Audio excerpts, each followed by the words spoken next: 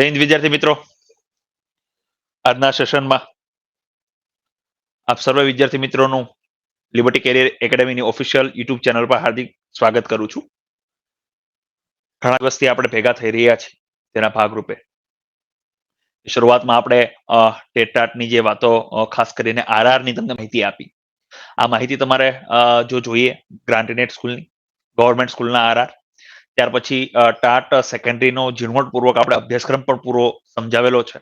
તો liberty Career એકેડેમીની official YouTube ચેનલમાં લાઈવ સેશનમાં જઈ અને તમે આ વિડીયો જોઈ શકો છો. બીજું તમને ખાસ આજે જે ભેગા થયા છીએ એ તમે થંબનેલ ઉપરથી નક્કી કરી શકો કે આપણો સબ્જેક્ટ શું છે. કે ટેટ અને ટાટની તૈયારી કરવા માંગતા વિદ્યાર્થી મિત્રો માટે થઈને ખાસ આજનો આપણે સેશન ગોઠવેલો છે. એમાં તમારા મૂંઝવતા પ્રશ્ન જે થોડાક દિવસથી હું નંબર શેર કરું છું એમાં જે પ્રશ્નો આવે છે એના સમાધાન રૂપે હું કંઈક મારી મંતવ્ય મૂકવા માંગુ છું અને ખાસ કરીને તમે એને જુઓ જે તમને હેલ્પફુલ થઈ શકે. તો આપણે જોઈએ શરૂઆત પહેલા આપણે કરીએ કે ટેટ અને ટાટ અને ટૂંકી માહિતી મેળવીએ. જે પ્રિપેરેશન કરતા હશે અથવા તો આ ફિલ્ડમાં આવ્યા હશે અને થોડી માહિતી હશે, પણ જે વિદ્યાર્થીઓ નવા છે એની માટે થઈને આપણે માહિતી દેવાની ટ્રાય કરીએ. પેલા આપણે સમજીએ કે ટેટ અને ટાટ જે છે એ કયા કયા સ્ટાન્ડર્ડ માટે થઈને કયા કયા ધોરણ માટે થઈને લેવામાં આવે છે અને એના કેટલા પ્રકારમાં કઈ રીતે થાય છે એની માહિતી આપણે મેળવીએ. પહેલી એક્ઝામ જોઈએ આપણે ટેટ. ટેટ જે એક્ઝામ છે કુલ ટોટલ 2 ભાગમાં વિભાજિત છે, જેમાં આવે છે ટેટ 1 અને ટેટ 2. ટેટ 1 જે છે કયા ધોરણ માટે લેવાય છે? તો કે ટેટ 1 જે છે એ 1 થી લઈને ધોરણ 5 સુધી જે છે એ ટેટ 1 ની એક્ઝામ તમે આપી અને એમાં શિક્ષક બની શકો છો. જ્યારે ટેટ 2 એટલે ધોરણ 6 થી લઈને ધોરણ 8 સુધીના શિક્ષક તમે બની શકો છો. આ ટેટ ની વાત થઈ. હવે તો કે એના પછી ટાટ એક્ઝામ. તો કે ટાટ એક્ઝામ જે છે એ કઈ રીતના ભાગ આપણે જોઈએ. ટાટ એના પણ 2 ભાગ પડશે. ટાટ 1 અને ટાટ 2. ટાટ 1 જે છે એક્ઝામ એ કોની માટે લેવાય છે? તો કે ટાટ એને એસ કહેવામાં આવે, સેકન્ડરી માટે છે, આ હાયર સેકન્ડરી માટે છે. ટાટ જે છે એ 9 અને 10 માટે. જ્યારે ટાટ 2 જે છે એ 11 અને 12 માટે લેવાય છે. અહીંયા ખાસ નોંધવા જેવી બાબત એ છે કે ટેટ જે એક્ઝામ જે છે એ પણ 2023 થઈ, ટાટ પણ 2023 થઈ, પણ અહીંયા જે છે ટાટમાં એક્ઝામની જે પેટર્ન છે એ ચેન્જ થઈ. એટલા માટે થઈને અહીંયા જે એક્ઝામ આવી એક પેલી પ્રિલિમ એક્ઝામ લેવાય અને ત્યાર પછી કઈ એક્ઝામ લેવાય છે? મેઇન્સ એક્ઝામ લેવાય છે. અહીંયા એક્ઝામ પદ્ધતિમાં ખાસો એવો આપણને ચેન્જ જોવા મળ્યો. કઈ એક્ઝામમાં? ટાટ એક્ઝામમાં. જ્યારે ટેટ છે એ જૂની પદ્ધતિ અનુસાર લેવાય છે. હવે આની એક્ઝામ પેટર્ન જે છે એમાં આપણે વાત કરીએ તો એની એક્ઝામ પેટર્નમાં ચેન્જ નથી આવ્યો, પણ આવવાની શક્યતા છે એવું કહી શકાય. આ ટેટની આપણે અને ટાટની બેઝિક માહિતી જે છે આપણે તમને આપવાની ટ્રાય કર્યું. અહીંયા જે છે તમારા શૈક્ષણિક લાયકાત એટલે કે ધારો કે બીએડ ના 25% ગુણ અહીંયા એડ થઈ શકે. અહીંયા જે છે ટેટ 2 તમે આપો છો તો બીએડ ના 25% માર્ક જે છે એ એડ થાય. જ્યારે એ મેરિટની વાત કરું છું એમાં કોલેજના એડ થાય, માસ્ટર ડિગ્રીના એડ થાય, આ જુદા જુદા પ્રકારના માર્ક એડ થતા હોય. જ્યારે જે ટાટ દ્વિસ્તરીય લેવામાં આવી એમાં પ્રિલિમ્સના માર્ક પણ કન્સિડર નથી થતા, ઓનલી ફોર તમારું મેરિટ જે બને છે કઈ એક્ઝામના આધારે બને છે? મેન્સ એક્ઝામના આધારે બને છે. હવે આપણે આગળ જોઈએ તો કે 2024માં જે ભરતી થવાની છે, જે ભરતીમાં થોડી લેટ થઈ છે, એનું શિડ્યુલ આખું લેટ થયું છે, પણ થવાની છે એ ફાઇનલ છે. 2024માં જે ભરતી થવાની છે એ પહેલા પરીક્ષા લેવાઈ શકે? આ પ્રશ્ન ખાસ કરીને કોને હોય? જેને 2023માં લેવાયેલી એક્ઝામ છે એમાં માર્ક જે છે એ બોર્ડર ઉપર આવી શકતા હોય, અથવા તો ધાર્યા કરતા ઓછા થઈ શકતા હોય, અથવા તો કોઈ કારણોસર તમે એક્ઝામની પ્રોપર પ્રિપરેશન કરી શક્યા નથી. એ વિદ્યાર્થીઓને એવું હોય કે એકવાર મને ચાન્સ મળશે, શું એના પહેલા એકવાર એક્ઝામ આવશે? તો આનો જવાબ ચોખ્ખો છે ના. આવી એક્ઝામ થઈ શકે નહીં. એનું હું એક કારણ આપું. કારણ શું છે? તો થોડા સમય પહેલા ટાટ સેકન્ડરી અને હાયર સેકન્ડરી માં ગવર્મેન્ટ અને ગવર્મેન્ટ અને અનુદાનિત શાળાઓ જે છે ગ્રાન્ટીનેટ,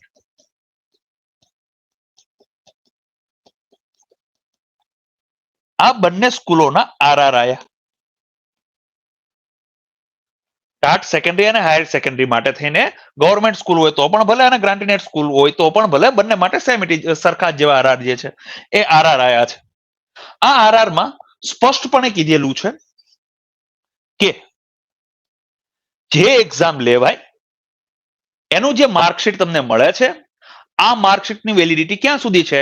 તો કે નેક્સ્ટ એક્ઝામ જ્યારે લેવાય અને એની આગળ જે એક્ઝામ લેવાય એનું રિઝલ્ટ આવે છે એટલે તમારું આગળનું રિઝલ્ટ જે છે એ ફોક જાય. એટલે ધારો કે આના પહેલા એક્ઝામ લેવાની ટ્રાય કરે સરકાર, તો 2023માં જેને એક્ઝામ આપી છે એ બધાના રિઝલ્ટ જે છે ફેલ જાય. આવું તો કોઈ દિવસ પોસિબલ છે નહીં. એટલે આ ભરતી જે છે એ તમારા હાથમાંથી જાય છે. કેમ? ઓછી મહેનત થઈ છે, જે ધાર્યા કરતા માર્ક ઓછા લાયા છે એ માટે થઈને, અથવા તો પ્રિલિમસ ક્વોલિફાય નથી કરી શકતા એ બધા વિદ્યાર્થી માટે થઈને, અથવા તો લાસ્ટ સેમમાં ટ્રાય કરી હોય એટલે તૈયારી કરવાનો અનુકૂળ સમય તમને મળ્યો ના હોય, તો એના કારણે ખાસ કરીને જે છે આ ભરતી તમારા હાથમાંથી જાય છે. તો હવે તો ત્યારે પરિસ્થિતિ એવી હતી કે તૈયારી ના કરી શકો, તો હવે શું કરી શકાય? તો આગળ આપણે જોઈએ કે પરિણામ જે છે એ અંત નહીં, પરિણામ છે ને હંમેશા શરૂઆત હોય છે. પરિણામ જે છે અંત નથી, પરિણામ શું છે? શરૂઆત. આ કોની માટે થઈને વાક્ય લાગુ પડે છે? કે જે લોકોએ 2023માં એક્ઝામ આપી, ટેટ ની જૂની પદ્ધતિ મુજબ, ટાટ ની નવી પદ્ધતિ મુજબ, ધાર્યા મુજબ પરિણામ આવ્યું નથી.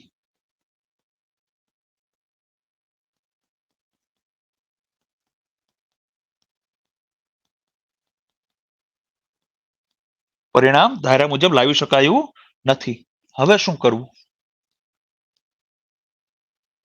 તમે બધા જે વિડીયો જુઓ છો એમાંથી ખાસ કરીને કોઈક જે છે એ સ્કૂલોમાં, પ્રાઇવેટ સ્કૂલોમાં ભણાવતું હશે, કોઈ બીએડ કરતું હશે, કોઈ આ પરીક્ષા આપી હશે તો ઘરની જવાબદારી મોટી એના ઉપર શિરે આવી હશે અને એની સાથે તૈયારી કરતો વિદ્યાર્થીઓ હશે.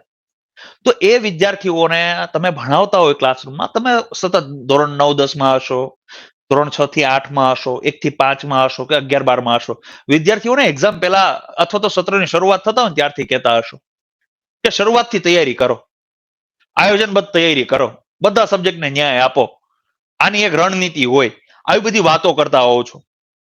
આ વાતો જે છે સેમ ઇટ ઇઝ સ્ટુડન્ટને લાગુ પડે છે, એવી રીતે શિક્ષકોને પણ લાગુ પડે છે. એટલે માટે થઈને જો તમારે બીએડ કર્યું છે, શિક્ષક બનવું છે, શિક્ષક તમે બે પ્રકારના બની શકો, પ્રાઇવેટમાં પણ છે અને સરકારી પણ છે. પ્રાઇવેટમાં પણ સારું એવું કમાતા શિક્ષકો છે, ખાસ કરીને મેથ્સના હોય, સાયન્સના શિક્ષકો હોય, સારી એવી સેલરી જે છે એ 11-12 સાયન્સમાં ભણાવતા હોય, જીનીટ કરાવતા હોય તો સારી એવી સેલરી, કોમર્સમાં પણ છે, ભાષામાં પણ અમુક અમુક સારું એવું કામ કરી રહ્યા છે. પરંતુ એવો માસ પણ છે કે જે પ્રાઇવેટમાં સારો એવો સેલરી સ્કેલ મેળવી શકતા નથી, અથવા તો જેને જોબ સેટિસ્ફેક્શન જોતું છે, જેને પોતાની જોબ સિક્યોર કરવી છે, એ મોટા ભાગે બીએડ પછી શિક્ષક બનવાના છે, ફાઇનલ છે, પણ કયા શિક્ષક બનવું છે? એને સરકારી શિક્ષક બનવું છે. હવે તમે બીએડ કર્યું છે અને સરકારી શિક્ષક બનવું છે તો તમારી પાસે જે છે એ આ ઓપ્શન માટે થઈને મહેનત કરવા માટે, સરકારી નોકરી મેળવવા માટે થઈને, સરકારી શિક્ષક બનવા માટે થઈને પરિણામ જે છે એ સારું લાવીને સાબિત કરવું પડે. એટલે 2023નું જે છે રિઝલ્ટમાં જે પરિણામ આવ્યું એ સ્વીકારી અને એમાંથી શીખીને તમારે આગળ વધવું પડશે. કોઈ પણ વસ્તુ મેળવવી હોય તો કંઈક તમારે ગુમાવવું પડે. એક શ્વાસ લેવો હોય તો બીજો શ્વાસ છોડો તો જ એક શ્વાસ લેવાય. આ એક નરી વાસ્તવિકતા છે, એ સ્વીકારીને આગળ વધવું પડે. હવે જે વિદ્યાર્થીઓ જે છે એને આપણે મૂંઝવતા ક્વેશ્ચનમાં થોડાક આગળ વધીએ તો કે તૈયારી ક્યારથી શરૂઆત કરવી, તૈયારીની શરૂઆત ક્યારથી કરવી? એમ નોટિફિકેશન આવે પછી કરવી, 2025માં કોઈ એવું કહી દે આ દિવસે એક્ઝામ આવશે ત્યારે કરવી, ફોર્મ ભરાવાની શરૂઆત થાય ત્યારે કરવાની, કોલ લેટર નીકળવાની શરૂઆત થાય ત્યારે કરવાની. તૈયારી ક્યારથી શરૂઆત કરી? હમણાં એક થોડીક વાર પહેલા મેં એક વાત રિપીટ કરી. ધોરણ 10માં તમે એક સબ્જેક્ટ ભણાવો છો, બોર્ડની એક્ઝામ આવવાની છે ને, સત્રના પહેલા દિવસે તમારો પહેલો લેક્ચર હોય, એટલે મસ્ત મજાનું તમે ભાષણ આપતા હશો કે દરરોજે તૈયારી કરવી જોઈએ, નિયમિત એટલી કલાક વાંચવું જોઈએ, આ સબ્જેક્ટ લખીને આવી રીતે પાકો, આ લખીને આ સબ્જેક્ટ આની પ્રેક્ટિસ થાય. તો બધા સબ્જેક્ટની રણનીતિ શું છે, ક્યારથી કરવી જોઈએ? તો તમે જ એનો જવાબ આપો છો તો કે શરૂઆતથી કરવી જોઈએ. મેં વાત કરી હમણાં કે આપણે શું કયો કોર્સ કર્યો છે? બીએડ. બીએડ માંથી શું બની શકાય? શિક્ષક. શિક્ષક બનવું છે, કયો શિક્ષક બનવું છે? સરકારી. સરકારી શિક્ષક બનવું હોય તો શું પાસ કરવું પડશે? તો કે એક્ઝામ. કઈ એક્ઝામ? ટેટ અથવા તો ટાટ. આ એક્ઝામ પાસ કરવાની ફરજિયાત? તો કે હા. તો તૈયારીની શરૂઆત ક્યારથી કરવી જોઈએ? ત્યારથી બીએડ કરવા નક્કી કર્યું ત્યારથી. જો એવું નથી કરી શક્યા તો સમજાય ત્યારથી. બાકી નોટિફિકેશન આવ્યા પછી, જાહેરાત થયા પછી તૈયારી કરતો માસ બહુ વધુ હોય છે. અને એ જ માસ તમે 2023માં જે એક્ઝામ આપી હોય એ સ્ટુડન્ટમાંથી પકડી શકો. રેર કેસમાં કોઈક સારા માર્ક લઈને આવી ગયો, બાકી મોટા ભાગના સ્ટુડન્ટ જે ગવર્મેન્ટ જોબમાં લાગશે એ મોટા ભાગનાની જૂની તૈયારી હશે. કોઈ વ્યવસાય સાથે તૈયારી કરતા હશે, કોઈ કોર્સ સાથે તૈયારી કરતા હશે, એક મહેનત સાથે તૈયારી કરતા હશે. આ સમજી શકીએ કે એક ઉંમરના પડાવ ઉપર આપણે હોઈએ, ગ્રેજ્યુએશન પછી બીએડ કર્યું તો આપણી જવાબદારી નૈતિક બને છે કે આપણા મા બાપના પૈસા સિવાય આપણે પોતાની રીતે નિર્ભર બની ગયા હોવા જોઈએ. ટૂંક સમયમાં સામાજિક જવાબદારી પણ આપણી માથે આવવાની હોય. આ બધી વિડંબનાઓની વચ્ચે પાર કરીને નીકળે એનું નામ તો શિક્ષક છે. તો તૈયારીની શરૂઆત ક્યારથી કરવી? તો કે તૈયારીની શરૂઆત આજથી કરવી. અને આવી રીતે તૈયારીની શરૂઆત થઈ શકે. આપણે ક્યાં કહીએ છીએ કે 100% દિવસનો સમય જે છે આને આપી શકો? જેને સમય હાથમાંથી થોડો નીકળી ગયો છે, 2023માં ટ્રાય કરી અને એક્ઝામ ક્લિયર નથી કરી શક્યા, એ વિદ્યાર્થી મિત્રોએ ખાસ કરીને એમાંથી શીખી અને રોજની થોડી થોડી કલાકો દેવાની શરૂઆત કરી દેવી જોઈએ. તમારે એકવાર ટ્રાય થઈ ગઈ છે, અત્યારે રિસેન્ટલી બીએડ કરે છે, એનું શું કરવું જોઈએ? તો એની માટે પણ આપણે આવ્યા છીએ કે બીએડ સાથે તૈયારી કેમ કરવી, બીએડ સાથે તૈયારી કેવી રીતે કરવી. હવે તમે બીએડ કરો છો એટલે શિક્ષક બનવાના છો. હવે બીએડમાં જે છે ને 2 વર્ષનો આખો કોર્સ જે છે અલગથી કરતા હોય, અથવા તો ગ્રેજ્યુએશન સાથે ઇન્ટિગ્રેટેડ કોર્સમાં તમે કરતા હોય, તો આ જે છે તમે બીએડ જ્યારે જોઈન કરો ત્યાંથી પ્રવૃત્તિઓ એમાં ઘણી બધી આવે. જેમ કે પાઠ આયોજન છે, એની ફાઇલો બનાવી છે, અલગ અલગ ટીએલએમ બનાવવાના હોય, અલગ અલગ પ્રવૃત્તિઓ કરવાની હોય, જે સ્કૂલમાં ઘણી તમારી ઇન ફ્યુચર શિક્ષક બન્યા પછી ઘણી કામમાં આવતી હોય છે. એટલે આખો દિવસ આમ જુઓ ને તો કોલેજ પછીના સમયે તમારું શિડ્યુલ જે છે વ્યસ્ત રહેતું હોય છે. પરંતુ છેલ્લે યાદ રાખો, ટેટમાં જે છે હજુ બીએડના માર્ક એડ થાય છે. આ ભરતી જે છે એમાં બીએડના માર્ક એડ થશે, પણ આ વર્ષે ટાટની એક્ઝામ જે છે એમાં માર્ક એડ થવાના નથી, બીએડના માર્ક ગણાવવાના નથી. એની ટકાવારી જે છે એ ઓનલી ફોર એક તમે તાલીમી લાયકાત લીધી છે આટલી જ થઈને ઊભી રહે છે. હવે તમારે વિચારવાનું છે કે મારે બીએડમાં જે છે ટકાવારી પ્લસ માઇનસ થઈ જાય ટેટ માટે થઈને તો ચાલશે, સોરી ટાટ માટે થઈને. ટેટ માટે થઈને હજુ કોઈ ફેરફાર આવ્યો નથી, એટલે હજુ ચાન્સ ન લેવાય. બીએડમાં ટકાવારી જે આપણે જે સમય આપ્યા છે એ સમયમાંથી સમય કાઢીને રોજના તમારે 2 થી 3 કલાક જે છે કોઈક એવા સબ્જેક્ટ તૈયાર કરવા પડશે કે જે તમને નેક્સ્ટ ટેટ કે ટાટ એક્ઝામમાં હેલ્પફુલ થઈ શકે. અને આમાં કયો સબ્જેક્ટ કરવો જોઈએ, કયા સબ્જેક્ટને મજબૂત બનાવવો જોઈએ? તો 2 થી 3 કલાક હું કયો સબ્જેક્ટ કહું છું? તમારો સબ્જેક્ટ.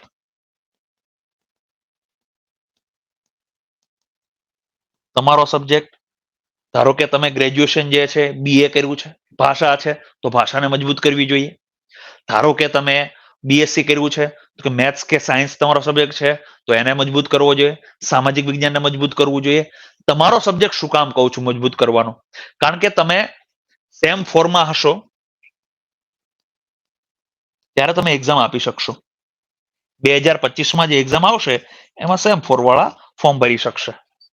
તમે સેમ 4 માં છો ત્યારે તમારી પાસે મનોવિજ્ઞાન સબ્જેક્ટ આવતો હશે, પણ તમારું કન્ટેન્ટ જે સબ્જેક્ટ જે છે એમાં તમે ઓનલી ફોર એક્ઝામ ઓરિએન્ટેડ કામ કરતા હશો અને એ રીતે તૈયાર કરતા હશો. તમારો સબ્જેક્ટ જે અત્યારે બીએડ પૂરું કર્યા પછી જે કેન્ડિડેટ સ્કૂલમાં જોબ કરે છે એ કોઈ પણ ક્લાસમાં જતા હશે, ધારો કે 6 થી 8 માં શિક્ષક હશે અને એ ગણિત સબ્જેક્ટ ભણાવે છે, તો તમારા કરતા એનું ગણિત 100% સારું હશે. કારણ કે કેટલા પ્રાઇવેટ સ્કૂલમાં ક્લાસ હોય, 3 હોય, 4 હોય, આટલા ક્લાસમાં ઈ ગણિત ભણાવતા હશે. 9-10 માં હશે તો પણ તમારા કરતા સારું છે, અને 11-12 માં હશે તો પણ તમારા સબ્જેક્ટમાં તમારા કરતા મજબૂતી હશે, કારણ કે એ ડેઈલી પ્રેક્ટિસ કરીને ભણાવવા જાય છે, વારંવાર એને રિવિઝન થાય છે. એથી તમને ઈ હરાઈ શકે એવો કયો સ્પેસ થયું કે ફ્રેશર સ્ટુડન્ટ છે એને કોણ હરાઈ શકે? જૂના કેન્ડિડેટ કયા સબ્જેક્ટમાં એ સારા એવા સ્કોર કરી જાય? તો કે કન્ટેન્ટના સબ્જેક્ટ જે છે, તમારો સબ્જેક્ટ છે, એમાં તમને હરાવવાની પૂરેપૂરી સંભાવના છે. તો હવે શું કરવું જોઈએ? તો તમારે તમારા સબ્જેક્ટને 2 થી 3 કલાક આપતા થઈ જવું જોઈએ ડેઈલી, અને તમારો સબ્જેક્ટ મજબૂત બનાવવો જોઈએ. જ્યારે તમારો સબ્જેક્ટ મજબૂત બની જાય છે ત્યાર પછી અલગ સબ્જેક્ટ ઉપર ફોકસ કરવું જોઈએ. જેમ કે આપણે ટાટની વાત કરીએ તો એમાં પ્રિલિમરી એક્ઝામ આવે. પ્રિલિમરી એક્ઝામમાં કયો સબ્જેક્ટ લેવો જોઈએ? તો કે એમાં જે છે મેથ સાયન્સ વાળો હોય, કોઈ મેથ સાયન્સ વાળો હોય તો એને ભાષા તૈયાર કરવાની શરૂઆત કરી દેવી જોઈએ. કોઈ ભાષાવાળો શિક્ષક હોય તો એને રિઝનિંગ શરૂઆત કરી દેવી જોઈએ. જે સબ્જેક્ટ તમને રેગ્યુલરમાં ક્યાંય આવવાના નથી, એ સબ્જેક્ટ ધીરે ધીરે તૈયાર કરવાની શરૂઆત કરવી પડે. કોને કરવી પડે? જે હાલ બીએડ કરે છે એવા કેન્ડિડેટની વાત કરું છું. પહેલા કન્ટેન્ટ મજબૂત બનાવો, કારણ કે કન્ટેન્ટનો ભાર વધુ છે. ત્યાર પછી જે છે પ્રિલિમ્સમાં જે પૂછવાનું છે એમાં ભાષા તૈયાર કરો. મેથ સાયન્સ વાળો હોય તો, મેથ સાયન્સ વાળા સિવાય ભાષા વાળા હોય તો એને શું તૈયાર કરવું જોઈએ? તો એને રિઝનિંગ તૈયાર કરવું જોઈએ, એને જીકે તૈયાર કરવું જોઈએ. એવા અલ્ટરનેટ સબ્જેક્ટ પકડી અને તમે બીએડ વાળા સ્ટુડન્ટ જે છે એ ધીરે ધીરે તમારી તૈયારી મજબૂત કરી શકો છો. 2025માં જો એક્ઝામ આવશે ને આવીને ઊભી રહે તો તમારી પાસે ઇનફ ટાઈમ નહીં હોય, તમે કોર્સને ન્યાય નહીં આપી શકો. આ ફાઇનલ છે. ક્લિયર છે? તો બીએડ વાળા આવી રીતે તૈયારી કરી શકે. જે સબ્જેક્ટ તમારો છે એના સિવાયના બીજા સબ્જેક્ટ તૈયાર કરવાની શરૂઆત કરવી પડશે, અને સાથે તમારો સબ્જેક્ટ સૌથી વધુ મજબૂત બનાવવો જોશે. એમાં માર્ક મારા જવા જોઈએ નહીં. મારું છે એમાં મારા માર્ક જવા જોઈએ નહીં. બીજું કે એમાં પદ્ધતિશાસ્ત્ર જે જુદું જુદું તમે બીએડમાં ભણ્યા હશો એ પ્રિલિમ્સ એક્ઝામમાં તમારા ખાસ કરીને કામ આવશે, જે તમને વધુ માર્ક અપાવવાની શક્યતા પૂરેપૂરી છે, કારણ કે તમે ફ્રેશ હજુ ભણીને આવ્યા હો છો. હવે પ્રશ્ન થશે સ્ટુડન્ટને કે અમારે તો બીએડ પૂરું થઈ ગયું છે, બીએડ પૂરું કરીને અમે કઈ ઘરે થોડા બેસી રહીએ, અમે પ્રાઇવેટ સ્કૂલમાં જોબ શરૂ કરી દીધી છે, 10,000, 20,000, 30,000, 40,000 સુધી જુદા જુદા, કોઈ 40,000 એટલે જુદી જુદી સ્કૂલોમાં જતા હોય, જુદા જુદા ક્લાસીસમાં જતા હોય, પોતાનું ક્લાસીસ ચલાવતા હોય, તો અનેક પોતે શરૂ કરી દીધી છે. તો કે આની માટે શું? તો એની માટે થઈને પણ આપણે સોલ્યુશન છે કે પ્રાઇવેટ સ્કૂલમાં તમે જ્યારે નોકરી શરૂ કરી દીધી છે તો એની સાથે તૈયારી કઈ રીતે કરવી પ્રાઇવેટ સ્કૂલ વાળા, તો એનું પણ સોલ્યુશન છે. જો ફરીથી રિપીટ કરું છું ને, એકની એક વાત વારંવાર રિપીટ કરીશ. નોટિફિકેશન આવે, જાહેરાત થાય, પછી તૈયારી ના થાય. તમે એક સબ્જેક્ટ એક કોર્સ કર્યો છે બીએડ, એનો મતલબ કે તમારે શિક્ષક જ બનવાનું છે, અને એમાં જે સરકારી શિક્ષક બનવું છે એને જ આ પરીક્ષા પાસ કરવાની છે. તો એ પરીક્ષા પાસ કરવી જરૂરી છે. તમારું ફાઇનલ ગોલ છે ને એ હોવું જોઈએ. બીએડ પછી છે ને મેથ સાયન્સ વાળો શિક્ષક હોય ને તો આસાનીથી છે 30-40 હજાર રૂપિયા કમાવા હોય તો જુદા જુદા 3-4 જગ્યાએ જાય તો 40-50 હજાર રૂપિયા આરામથી કમાઈ શકે. 9-10 ની વાત કરો, 11-12 માં તો એનાથી પણ સારા પેકેજ મળે છે, પણ એમાં સિક્યુરિટી ખરી. તમારું જે છે કન્ટેન્ટ ઓલ્ડ થશે થોડું ત્યાર પછી, તો આ ચિંતા તમને ક્યાંક ને ક્યાંક એક ખૂણે તમને સતાવતી જ હોય. સત્ર પૂરું થવાનું હોય એટલે આપને એવું થાય યારું કેમ થશે, જેનું કન્ટેન્ટ સારું છે એને એક નહીં બીજી જગ્યાએ મળી જશે, પણ એક નહીં બીજી જગ્યાએ જવું તો ખરું. આ બધી બાબતો જે છે એ આપણે આપણી લાઈફ સિક્યુરિટી, જોબ સિક્યુરિટી તરફ જે છે આપણે દોરી જતી હોય.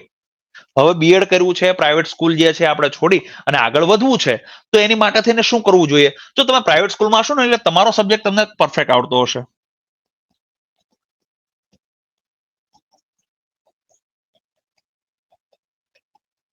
તમારો વિષય કેવો હશે? તમને તૈયાર હશે. તમને શું નહીં આવડતું હોય? તમને શું નહીં આવડતું હોય? તો કે પ્રિલિમના સબ્જેક્ટ અમુક જે છે એ નહીં આવડતા હોય, અને ધારો કે ટેટમાં પણ ચેન્જ આવે તો એમાં લેખિત એક્ઝામ આવશે. લેખિત એક્ઝામમાં તમને લખાણ જે છે એ પરફેક્ટ ફાવતું નહીં હોય. તમારો સબ્જેક્ટ તમને આવડે છે એક બહુ મોટો પ્લસ પોઈન્ટ છે, પણ એમાં માર્ક ન જવા જોઈએ. ઈ લેવલ ઉપર એની તૈયારી હોવી જોઈએ. ધારો કે કોઈ શિક્ષક છે મેથ્સ અને સાયન્સના, એક સ્કૂલમાં એક સાથે બે શિક્ષકો, એક મેથ્સ ભણાવતા હોય, એક સાયન્સ ભણાવતા હોય. ત્યાં તમે એવું કરી શકો, તમે સાયન્સ પણ તૈયાર કરો જો ખાલી મેથ્સ ભણાવતા હોય તો. અને મેથ્સ જે છે એ ઓનલી ફોર ભણાવતો હોય સાયન્સ તૈયાર કરે, સાયન્સ ભણાવતો હોય મેથ્સ તૈયાર કરે. ભાષામાં પણ એવું કરી શકે. તો આવા સબ્જેક્ટ તૈયાર કરો એટલે તમારો સબ્જેક્ટ જે છે જોકે સ્ટ્રોંગ જ હશે, કારણ કે તમે એક સાથે ઘણા ક્લાસમાં વારંવાર એકની એક વસ્તુ શીખવાડતા હો, મગજમાં છપાઈ ગયું. તમારા માર્ક જે કપાય છે એ પેલા ક્વોલિફાય કરવું તમારી માટે અઘરું બને તો કે પ્રિલિમ એક્ઝામ.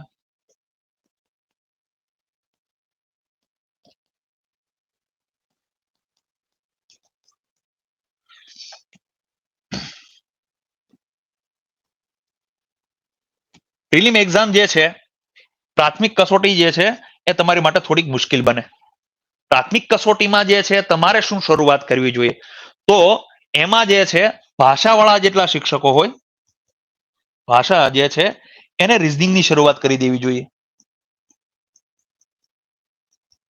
અને થોડું સાથે જીકે, જીકે બધાએ જે છે એ થોડું થોડું કવર કરવાનું શરૂઆત કરી દેવી જોઈએ.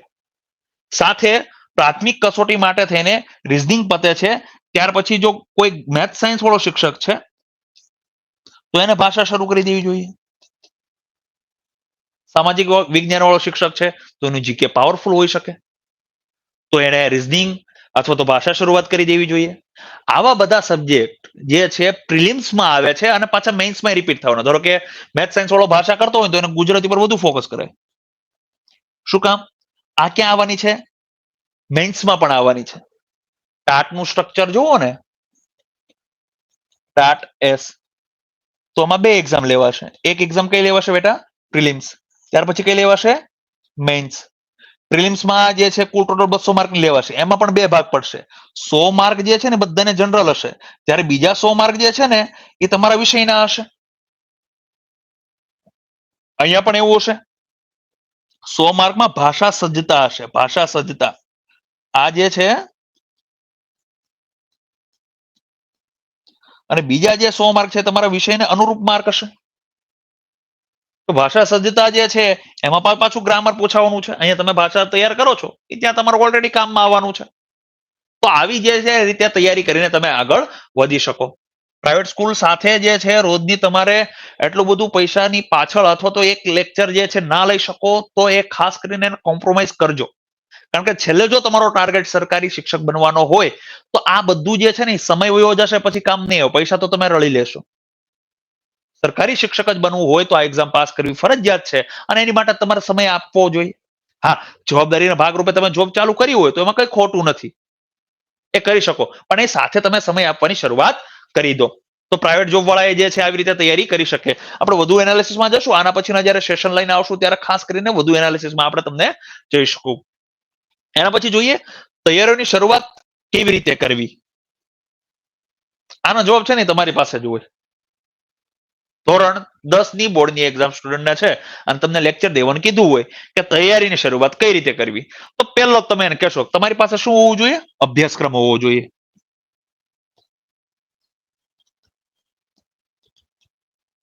અભ્યાસક્રમ તમારી પાસે પહેલા હોવો જોઈએ, સિલેબસ તમારી પાસે પહેલા હોવો જોઈએ.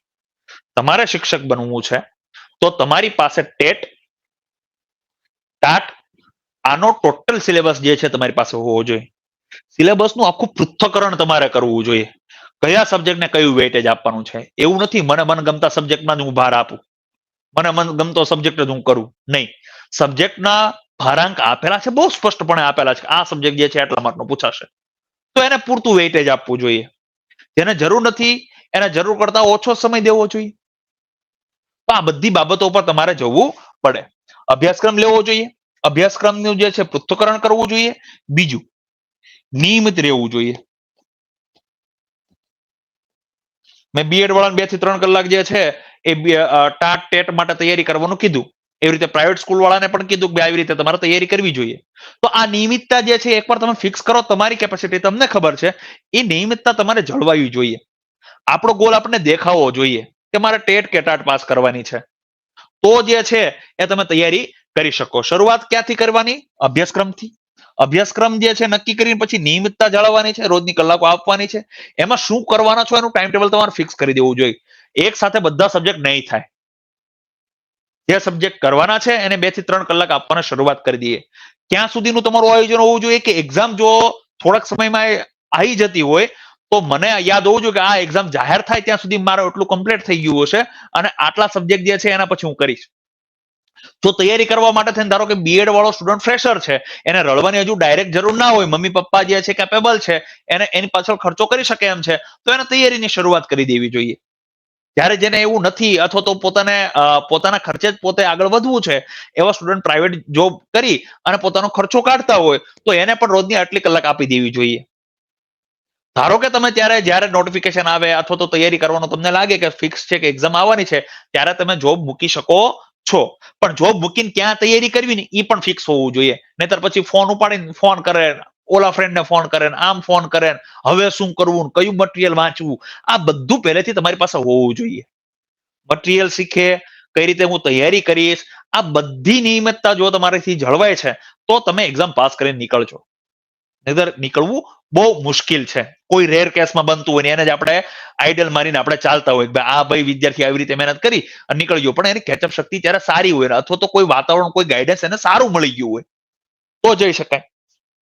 તો આવી રીતે જે છે એ તૈયારીની શરૂઆત કરી શકાય.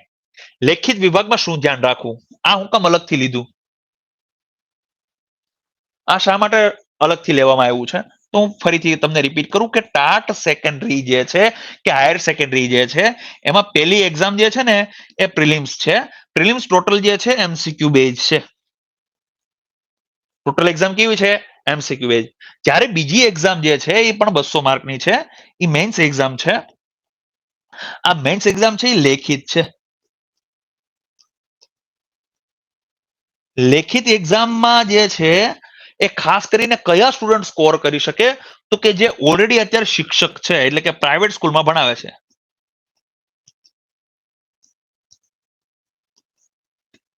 એ લેખિત એક્ઝામમાં સારું કામ કરશે.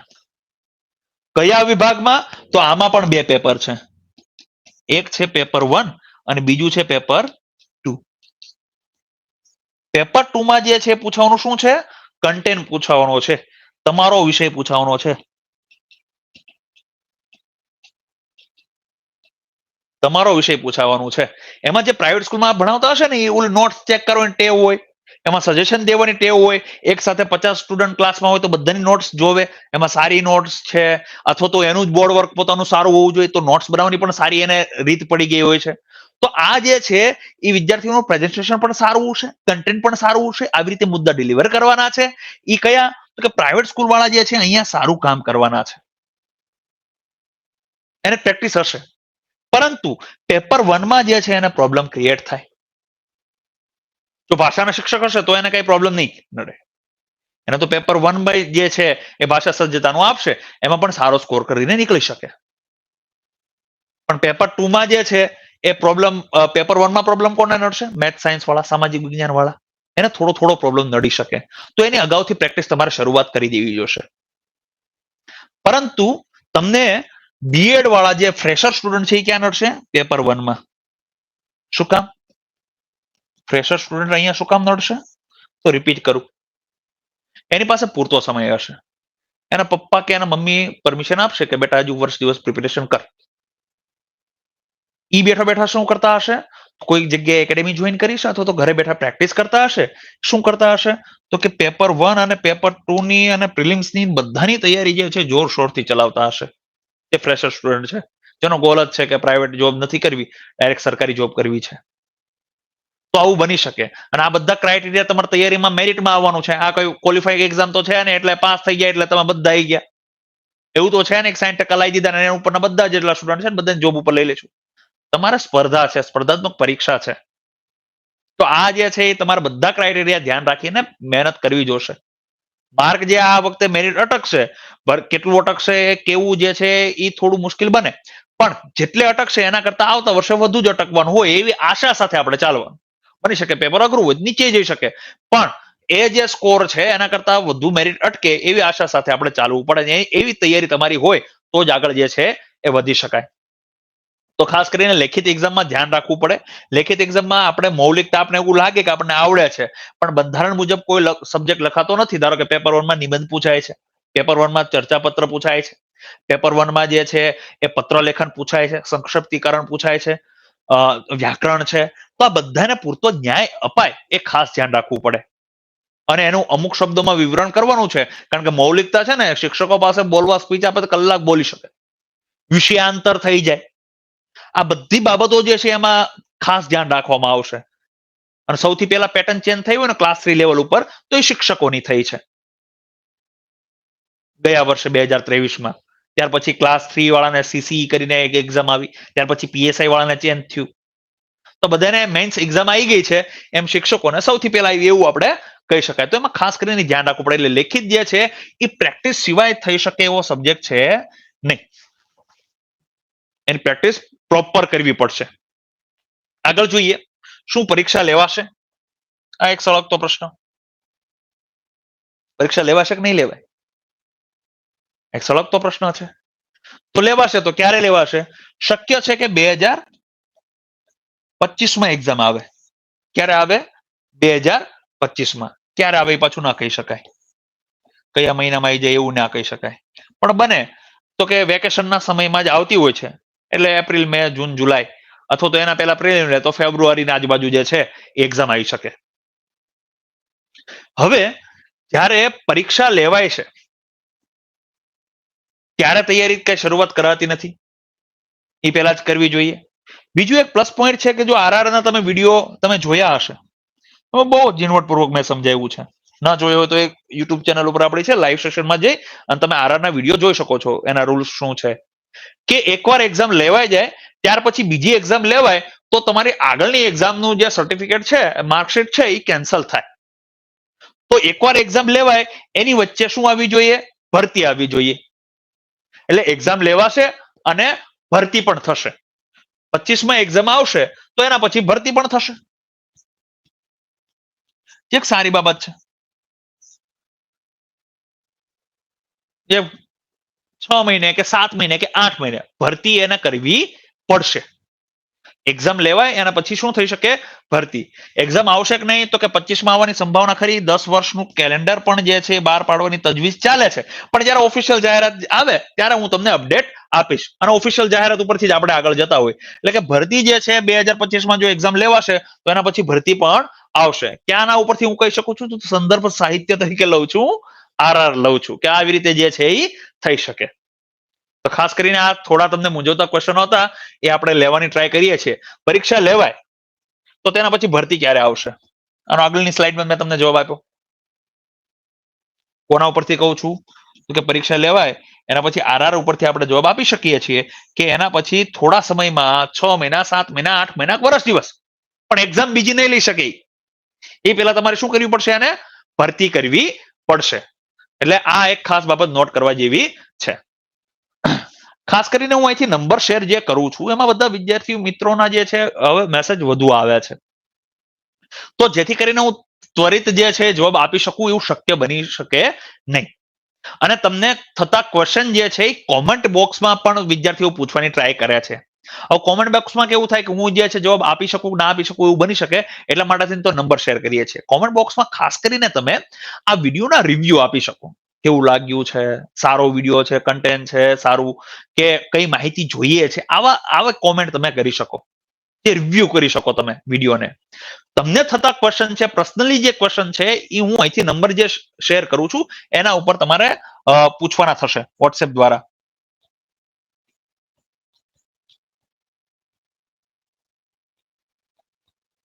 $97,277,52,015. આ નંબર ક્યાંનો છે? તો કે લિબર્ટી કેરિયર એકેડેમી ગાંધીનગરનો છે. જો મારી જોડે વાત કરવી તો કહેવાનું કાર્તિક સર જોડે વાત કરવી છે તો તમને વાત પણ કરાવશે. અને જો ખાસ કરીને જરૂર ના હોય, મેસેજ થી જ પતતું હોય છે, તો મેસેજ કરી અને તમારો ક્વેશ્ચન તમે પૂછી શકો છો. સમય આવતા એક જ દિવસમાં મોસ્ટ ઓફ બને ત્યાં સુધી ટ્રાય કરીએ છીએ કે તરત જ જવાબ આપી શકીએ, પણ વધુ મેસેજ આવતા હોય તો જવાબ ના પણ આપી શકે, અથવા તો અવેલેબલ ના હોય, એવો ક્વેશ્ચન હોય તો જવાબ ના આપી શકે. તો ખાસ કરીને આના ઉપર તમે મેસેજ ડ્રોપ કરી દેશો એટલે તમને જવાબ મળી જશે. સમય 10 થી લઈને 6 વાગ્યા સુધી તમે મેસેજ કરી શકો છો, વોટ્સએપ મેસેજ. તો ખાસ કરીને તમને માહિતી યોગ્ય લાગી હોય તો આ વિડીયોને લાઈક કરશો. જય હિન્દ, જય ભારત.